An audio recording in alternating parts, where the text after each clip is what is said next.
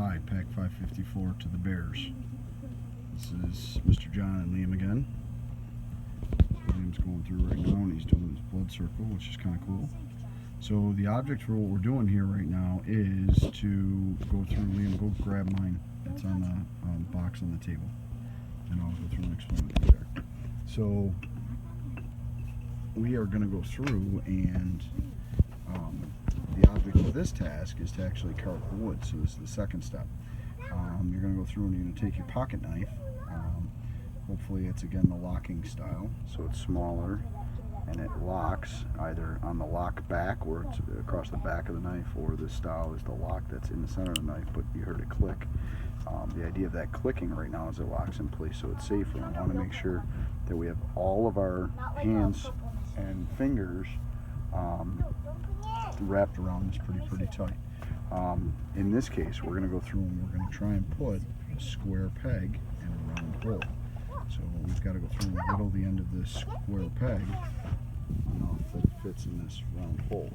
So Liam's going to go through and where'd my knife go? Liam, grab this.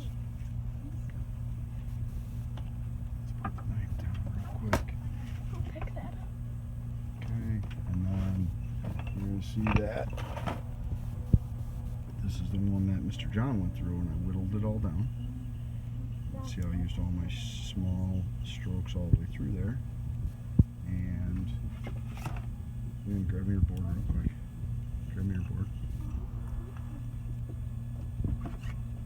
Now what we're going to do is we're going to take that board and we're going to go through and fit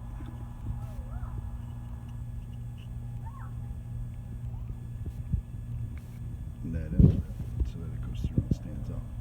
So when you've done just enough and you've whittled just enough off of it, yep, you should be able to go through and put a square peg in a round hole. This is pretty thick. You guys are going to have to whittle a lot off, so you want to make sure that you go slow and you take off small pieces, and small pieces with the method that we're going to use. You should always be. So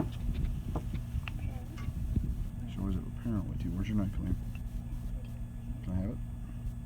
Got it. You should go through, and when you go through and use it, you always want to be cutting away from you. I can't do this because it's holding through my knee, but you want to be cutting away from you, and you just want to be making small little curls. Like you can see those little curls on the end of my knife. So they're curled up. So you want to be making small curls, and you want to start far enough back and making decent sized strokes to get it to where it's cleaned up. Once you get to where this is whittled down, it'll start to form and round out. You can go through and start to push that into that hole.